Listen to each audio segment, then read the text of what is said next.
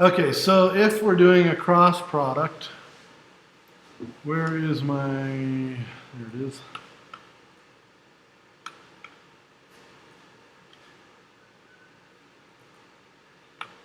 If you have two vectors, let's say that we have this vector here, and it has this angle of, I'm just going to make up some angles, whatever it is, angle of 31 degrees or something.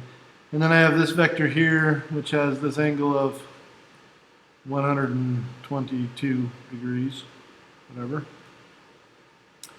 And I want to do the cross product. A, this is vector A, this is the vector B. And I want to do A cross B.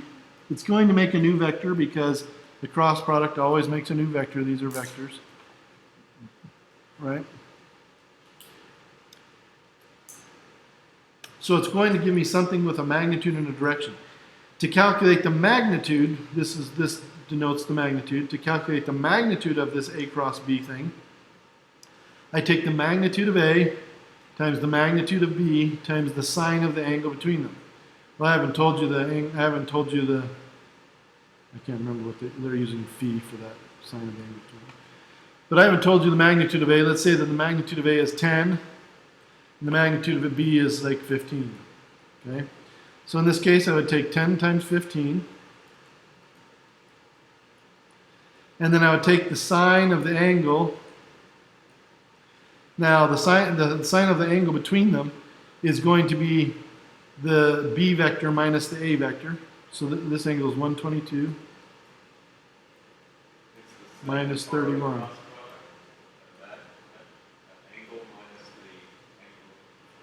So yeah, it's going to be, you take the second thing in the cross product, minus the angle of the second thing minus the angle of the first thing. And then you take the sine of that angle. So whatever that ends up being. 122 minus 31 is about 91 degrees, right? The sine of 91 is a little bit more than 1, so this is going to be about 151-ish. Right? Approximately 151. So that's my magnitude. Now the direction comes from putting my hand in the direction of the A vector. So I make a blade with my hand like this, like I'm waving to somebody.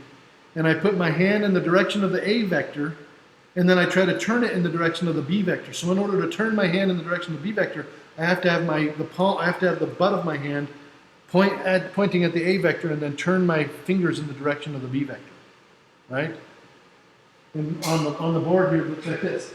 I'm going A is this way, and then B is that way. Then my thumb is coming out of the page, right? So if this is the X axis, which we're assuming it is, and this is the Y axis, X axis, Y axis, if I could put my hand on here, I would put, so my thumb would be pointing towards my face as I put my handle on here. I'd be pointing my fingers in the direction of this arrow, and my thumb would be pointing towards my face, and my palm would be pointing this way. And then since the B vector is pointing this way, I would turn my fingers this way, and my thumb would still be pointing towards my face, out of the screen. And it just so happens if X is pointing this way and Y is pointing this way, then this way is the positive Z direction. How do you know that? Because this thing obeys the right-hand rule. X cross Y equals Z. So this vector is going to have about a magnitude of about 151, and it's going to be in the Z direction, which is the J hat direction, right? Sorry, K hat direction. Thank you. K hat direction. So that's how we do it using the magnitude right-hand rule version of this. Now, if we want to use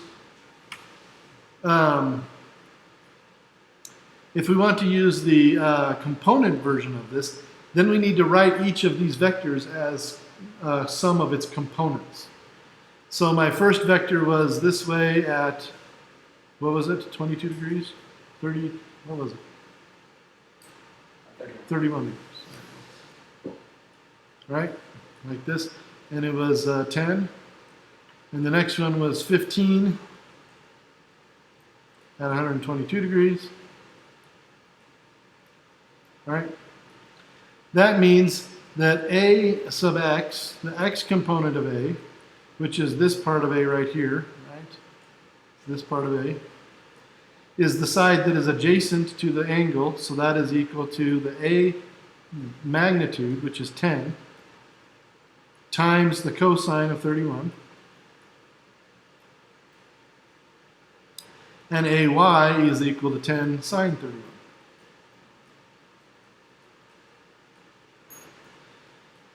And of course, this will be the last time you do this for a little while, because we're just kind of introducing it to you so that you can understand some of the peculiarities of vectors, so that when we actually reach this section where we use this stuff, it will make sense.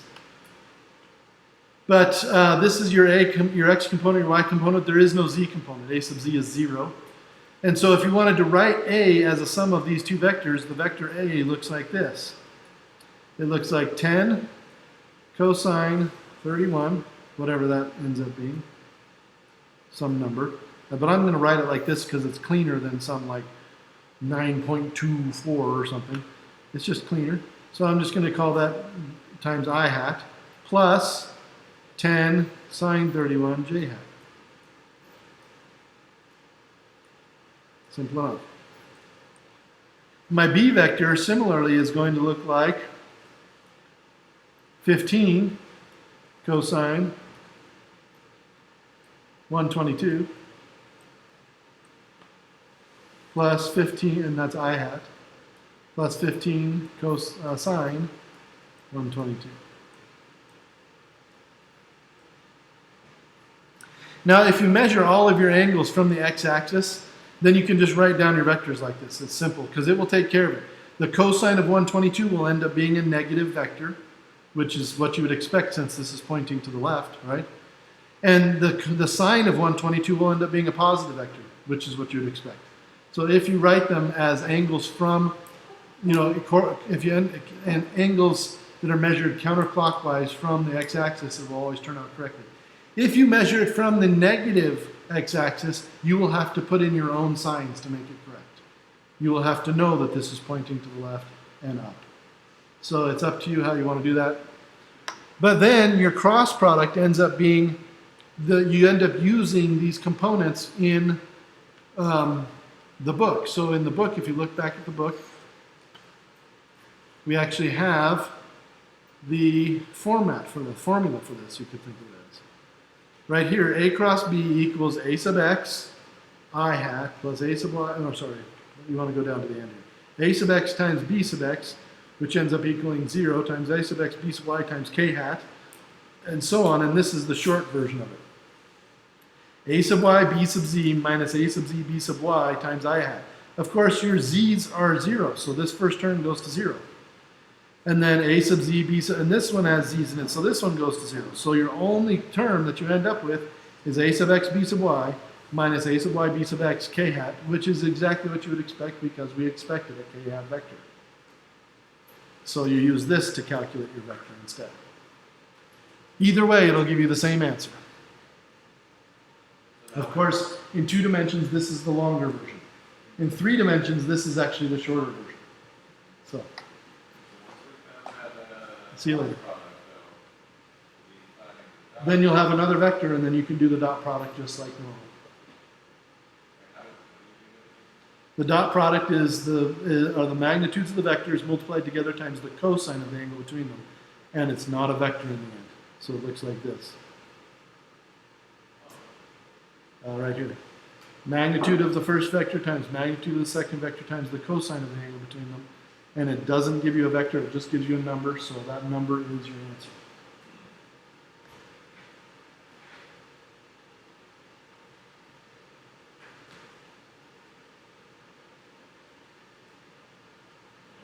Make sense? Yeah. Okay. Any other questions? On number 6, I can't find the direction for these. Like, I'm not really sure. On number 6, we're doing build a raft. That's C. Build the following lines. 1, 2, 3 vectors. Then 4. There's 4 or 5. Well, there's like 6 vectors. How many vectors are there? Lots of vectors. Lots of vectors, right? And then you get this final. So did you get this?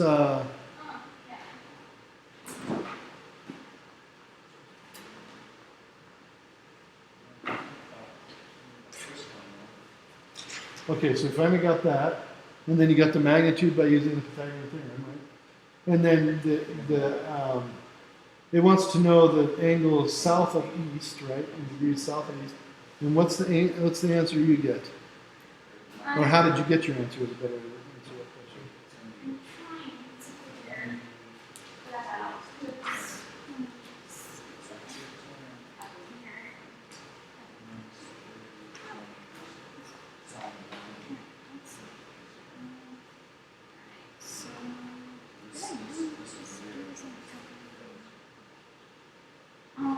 So this is your magnitude here. no, that's a different problem. Up here is where I was doing my work for Oh, your vectors? number. Yeah, you definitely want to draw a picture for this. But in the end, let's draw a picture. In the end, your vector looks like, what does it look like? R equals 2.46 I hat. This is what your vector looks like. 2.46 I hat and negative 6.79. Okay. That's what your vector looks like. Right? And they want to know this angle right here.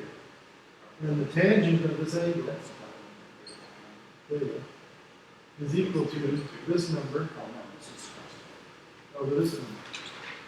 And you have to have the angle. I tried that and I put it in, but it didn't Okay. work. So you use the inverse tangent? Yeah, like I took. Here, let me get So cross product is, sorry, again.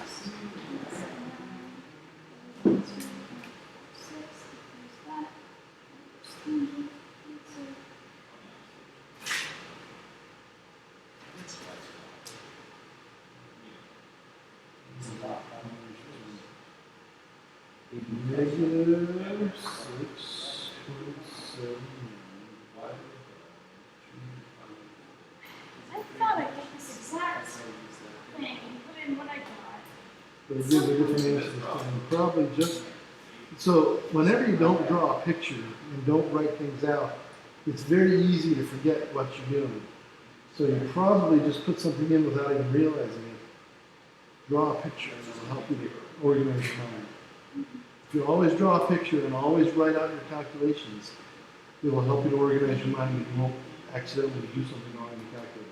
And that's the biggest problem, I think, in physics in general, is that keeping track of all the numbers, keeping track of all the stuff, requires that you write down things a lot, draw pictures and be very organized. Okay? So try to make your homework more organized, especially as you get into these more complex problems. And it will definitely help you out. So, It's still incorrect. No, but it doesn't want to know, because it says south of east, it doesn't want the negative on there. So it's just 70.1 degrees south of east. Yes? with the cross product, it was angle B minus angle A. Is that also the dot product? Yep.